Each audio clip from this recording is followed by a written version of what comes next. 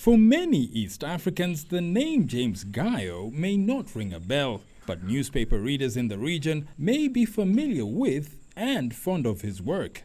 I was just absorbed by the idea that I want to start a character. I should have my own character as a way of expressing myself, expressing the world that surrounds me. That is what absorbed me. A decision made in the late 80s to turn Kingo into a silent character opened regional doors for James. His comic strip has since been published in countries like Kenya, Uganda, Zambia, and Namibia. People are able to relate with the stories because they're very African, they are of our settings. When you have handicap playing with snowballs and things like that, probably 2% of the audience might be able to understand that strip on that day. But Kingo was pretty much communicating, telling the stories that people, almost 100% of people, were able to relate with.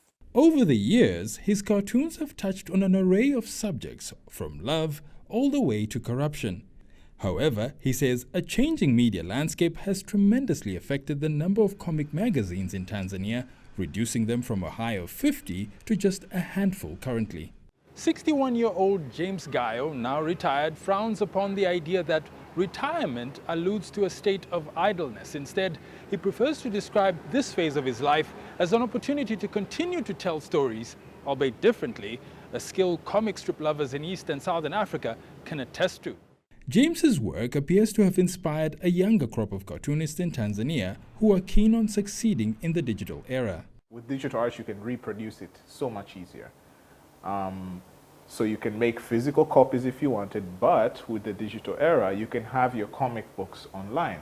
There's different platforms that you can sell your comics and just portray it. And you know, with even social media, you can have snippets of the comics and you can tell your stories in different ways. These days, James oversees a team of young cartoonists who help publish his comic magazine, which mostly focuses on developmental issues. He contends that whichever form it takes, he sees himself telling stories well into the future.